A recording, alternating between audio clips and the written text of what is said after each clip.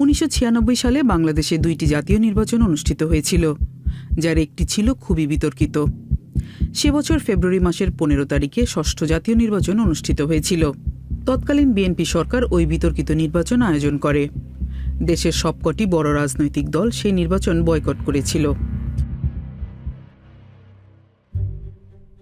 এই প্রেক্ষাপট তৈরি হয়েছিল 1994 সালে মাগুরা জেলার একটি উপনির্বাচনকে কেন্দ্র করে।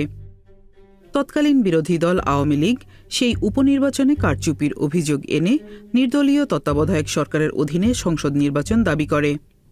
বিএনপি শুরু থেকে সে দাবি নাকচ করে আসছিল, কিন্তু দাবি আদায়ের জন্য আওয়ামী লীগ ধীরে ধীরে তাদের আন্দোলন জোরদার করে। আওয়ামী লীগের এই দাবিকে সমর্থন করে জাতীয় পার্টি ও জামায়াতে ইসলামী। 1995 সালে বছর জুড়ে বিভিন্ন সময় হরতাল এবং অবরোধ সহ নানা রাজনৈতিক কর্মসূচি দেয় আওয়ামী লীগ। একদিকে বিরোধী দলগুলোর কর্মসূচি জোরালো হচ্ছিল, আর অন্যদিকে বিএনপি সরকারও একতরফা নির্বাচনের দিকে এগিয়ে যাচ্ছিল। বিএনপি যুক্তি দিয়েছিল, সাংবিধানিক বাধ্যবাধকতার কারণে নির্বাচন অনুষ্ঠান করতেই হবে।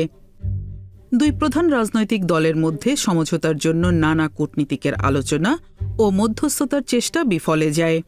বিরোধী দলগুলোর তীব্র আন্দোলন ও বয়কটের মুখে 1996 সালের 15 ফেব্রুয়ারি সেই নির্বাচন অনুষ্ঠিত হয়। একতরফা সেই নির্বাচনে ভোটার উপস্থিতি ছিল খুবই নগণ্য।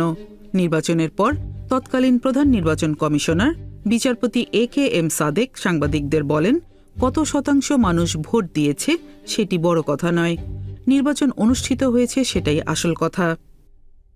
300 আসনের মধ্যে নির্বাচন অনুষ্ঠিত হয়েছিল 250টি আসনে। 46টি আসনে একাধিক প্রার্থী না থাকায় বিএনপির প্রার্থীরা ভোটের আগেই নির্বাচিত হয়ে যান।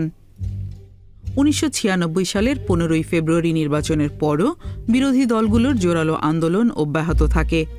তবে নির্বাচনের পর থেকে ধারণা পাওয়া যাচ্ছিল যে শীঘ্রই আরেকটি নির্বাচন অনুষ্ঠিত হতে যাচ্ছে।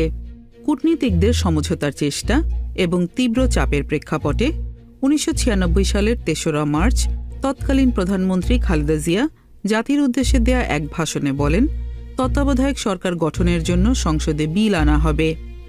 তিনি বিরোধী দলকে আলোচনার জন্য আহ্বান জানান। এর 2 দিন পর বিরোধী দলীয় নেত্রী শেখ হাসিনাকে আলোচনায় বসার আমন্ত্রণ জানিয়ে চিঠি দেন প্রধানমন্ত্রী খালেদা জিয়া। 1996 সালের 19 মার্চ বাংলাদেশের ষষ্ঠ জাতীয় সংসদের প্রথম যে অধিবেশন শুরু হয়, তার একমাত্র উদ্দেশ্য ছিল সংবিধানে তত্ত্বাবধায়ক সরকার ব্যবস্থা অন্তর্ভুক্ত করা। সংবিধানের 4র্থ কার্যদিবস অর্থাৎ 24 মার্চ রাতে বাছাই কমিটির রিপোর্ট সহ বিলটি সংসদে উত্থাপন করা হয়। 26 মার্চ ভোররাতে বহুল আলোচিত নির্দলীয় তত্ত্বাবধায়ক সরকার বিল সংসদে পাশ হয়। বিরোধী দলগুলোর সন্দেহ ছিল, তত্ত্বাবধায়ক সরকার বিল পাশ করলেও বিএনপি হয়তো সহজে ক্ষমতা ছাড়বে না। সেজন্য বিরোধী দলগুলো তাদের কর্মসূচি প্রত্যাহার করেনি। এক পর্যায়ে 1996 সালের 30 মার্চ প্রধানমন্ত্রী খালেদা জিয়া পদত্যাগ করেন এবং ষষ্ঠ জাতীয় সংসদ ভেঙে দেন। এরপর তত্ত্বাবধায়ক সরকারের প্রধান উপদেষ্টা হিসেবে শপথ গ্রহণ করেন তৎকালীন সদ্য সাবেক প্রধান বিচারপতি মোহাম্মদ হাবিবুর রহমান। নির্বাচনী ইশতেহারে শেখ হাসিনা বলেন, ফারাক্কা সমস্যার সমাধানের জন্য প্রতিবেশী ভারতের সাথে আলোচনার মাধ্যমে চুক্তি সম্পাদন করা হবে। এছাড়া ভারতের সাথে 1972 সালে সম্পাদিত মৈত্রী চুক্তি নবায়ন করা হবে না বলে তিনি প্রতিশ্রুতি দেন। নানা ঘটনা প্রবাহের মধ্য দিয়ে শেষ পর্যন্ত 1996 সালের 12 জুন সপ্তম জাতীয় নির্বাচন অনুষ্ঠিত হয়। আসন সংখ্যার বিচারে বাংলাদেশের নির্বাচনের ইতিহাসে সবচেয়ে জোরালো লড়াই হয়েছিল 1996 সালের জুনে অনুষ্ঠিত সংসদ নির্বাচনে। সেই নির্বাচনে আওয়ামী লীগ পেয়েছিল 146টি আসন এবং বিএনপি পেয়েছিল 116টি আসন। এছাড়া জাতীয় পার্টি 32টি এবং জামায়াতে ইসলামী 3টি আসন লাভ করেছিল। সরকার গঠন করার জন্য কোনো দল একক সংখ্যাগরিষ্ঠতা পায়নি। শেষ পর্যন্ত জাতীয় পার্টির সমর্থন নিয়ে সরকার গঠন করে আওয়ামী লীগ। এর মাধ্যমে 21 বছর পর ক্ষমতার মঞ্চে ফিরে আসে দলটি। বিএনপির তরফ থেকে সেই নির্বাচনের ফলাফল মেনে নেওয়া হয়নি।